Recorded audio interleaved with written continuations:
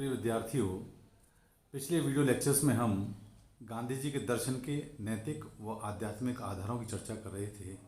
शेष आधारों की चर्चा हम इस वीडियो लेक्चर में करेंगे। इसी क्रम में आज हम गांधी जी के एकादश जो व्रत जो उन्होंने नैतिक और आध्यात्मिक आधार के रूप में बताए थे, उस क्रम में ब्रह्मचर्य के बारे में जानने का प्रयास करते हैं।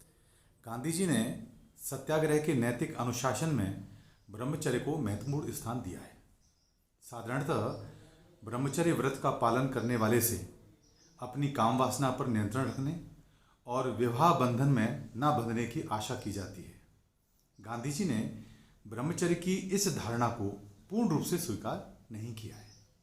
यद्यपि उन्होंने ब्रह्मचर्य का विवेचन नैतिक एवं आध्यात्मिक दृष्टि से किया है, तथापि उन्होंने मानव दुर्बलताओं की उपेक्षा नहीं की है। उनका मत है कि यद्यपि पूर्ण ब्रह्मचर्य का पालन करना प्रत्येक व्यक्ति के लिए संभव नहीं है, तथापि उनके द्वारा ब्रह्मचर्य के सामान्य नियमों के अनुसार आचरण किया जाना संभव नहीं है। अतः उन्होंने इन नियमों का पालन करने वाले के लिए विवाह का निषेध नहीं किया है। इस संबंध में उनका तर्क है कि यदि सब मनुष्य विवाहित जीवन व्यतीत करने लगेंगे तो सृष्टि समाप्त हो जाएगी। ये था उनका ब्रह्मचर्य के बारे में विचार। अब गांधी जी का अगला जो व्रत का एकादश व्रत का अगला बिंदु है वह अस्तेय। अस्तेय के बारे में जानते हैं। अस्तेय का सामान्य अर्थ है चोरी ना करना। गांधी जी ने अपने आर्थिक विचारों में इसे नैतिक सिद्धांत के रूप में मान्यता दी है। उन्होंने इसकी व्याख्या विस्तृत रूप में की है। उनकी धारणा है कि अस्तेय का अर्थ केवल यह नहीं है कि किसी व्यक्ति की किसी वस्तु की चोरी ना की जाए, वरन इसका अर्थ यह भी है कि हमें जिस वस्तु की आवश्यकता नहीं है उसे अपने पास रखना चोरी है।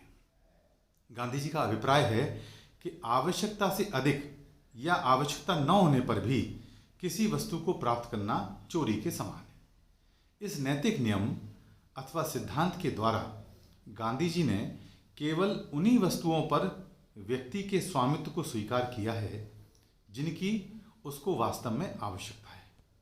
यदि वह उनसे अधिक वस्तुओं को प्राप्त या संचय करने का प्रयास करता है तो उसका यह प्रयास चोरी के तुल्य है। गांधी जी का विश्वास है कि अस्तेय व्रत का पालन करने वाला व्यक्ति अपनी आवश्यकताओं को धीरे धीरे कम कर लेता है और उसे भविष्य में प्राप्त की जाने वाली वस्तुओं की चिंता भी नहीं रहती है।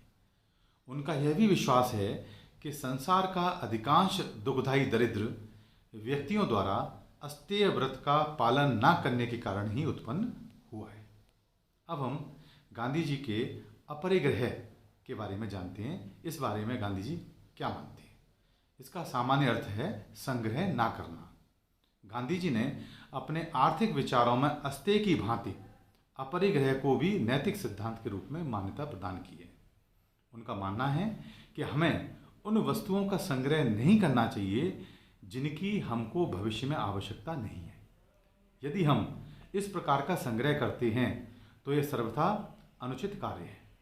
गांधी जी ने विश्वास के साथ कहा है कि वर्तमान समाज में अपरिग्रह अर्थात भविष्य के लिए संग्रह ना करना के स्थान पर परिग्रह भविष्य के लिए संग्रह करना ले लिया है।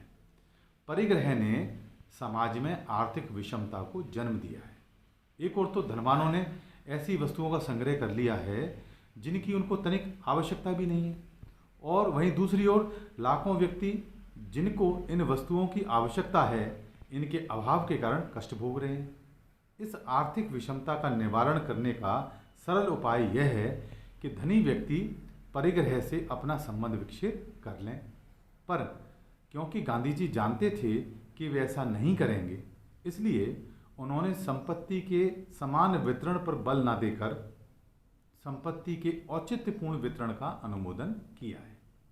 अब हम गांधी जी के अस्वाद के बारे में जानने का प्रयास करते हैं। अस्वाद का अर्थ है स्वाद की वृत्ति से छुटकारा पाना। गांधी जी ने अपने दर्शन में अस्वाद को स्वतंत्र व्रत का स्थान दिया है। उनका मत है कि अधिक और स्वादिष्ट भोजन आत्म संयम में बाधक है। अतः व्यक्ति का भोजन कम और सादा होना चाहिए उसे खाने के लिए नहीं जीना चाहिए वरन जीने के लिए खाना चाहिए। अब गांधी जी का अगला जो बिंदु है वह निर्भीकता। इस बारे में गांधी जी क्या कहते हैं? वो कहते हैं कि सत्य एवं अहिंसा के पालन के लिए निर्भीकता एक अनिवार्य तत्व है। उनका कहना है कि व्यक्ति निर्भय होकर ही सत्य एवं अहिंसा के गुणों का विकास कर सकता है। अतः उसे ईश्वर के अतिरिक्त किसी अन्य से भयभीत नहीं होना चाहिए।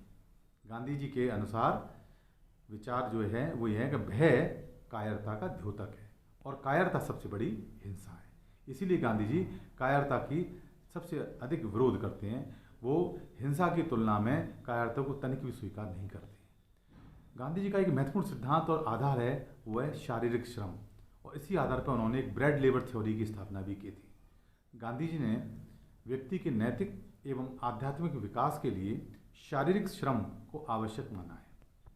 उनका विचार है कि प्रत्येक व्यक्ति को कम से कम अपनी रोटी के लिए शारीरिक श्रम करना अपना कर्तव्य समझना चाहिए। इसी क्रम में उन्होंने ब्रेड लेबर थ्योरी को परिभाषित किया है।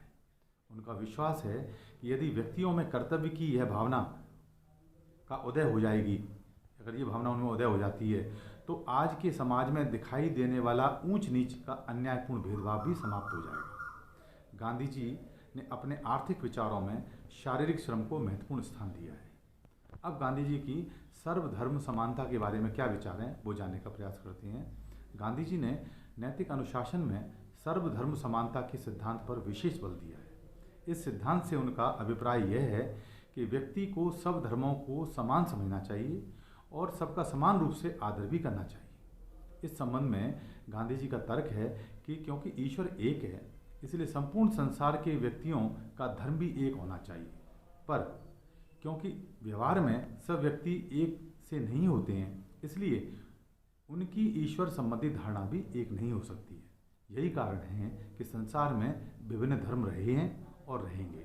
इस प्रकार गांधी जी ने विभिन्न धर्मों के अस्तित्व को तो स्वीकार किया है, परंतु इस बात पर भी बल दिया है कि धर्म के कारण व्यक्तियों में पारस्परिक द्वेष और संघर्ष न होकर एक दूसरे के प्रति सद्भाव एवं सहिष्णुता की भावना होनी चाहिए।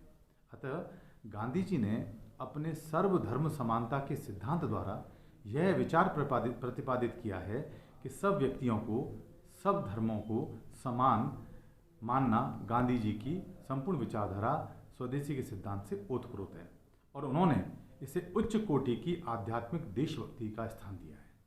इसका विस्तृत विवेचन करते हुए धवन ने लिखा भी है, स्वदेशी का अर्थ यह है कि हमें अन्य देशों की अपेक्षा अपने देश की सेवा करनी चाहिए और अपने देश में दूर के स्थानों की अपेक्षा अपने निकटवर्ती पड़ोसी की सेवा करनी चाहिए।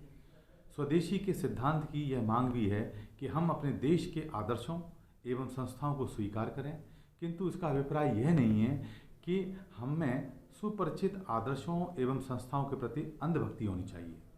इसके विपरीत इसका अभिप्राय यह है कि हमें उनके प्रति ऐसा प्रेम होना चाहिए जो अच्छाई और बुराई को परख सके, जो आवश्यकता पड़ने पर उनका सुधार एवं विकास करें और जो अन्य व्यक्तियों की स्वस्थ एवं हितप्रद विशेषताओं को स्वीकार कर सके। अब गांधी जी के अस्पृश्यता का निवारण संबंधी विचारों को जानते हैं।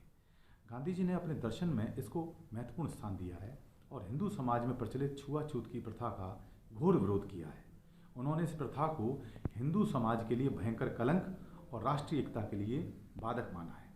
प्रिय विद्यार्थियों, इस प्रकार उक्त वीडियो लेक्चर्स के माध्यम से आपको गांधी जी के दर्शन के नैतिक एवं आध्यात्मिक आधारों से संबंधित जानकारी स्पष्ट हुई होगी।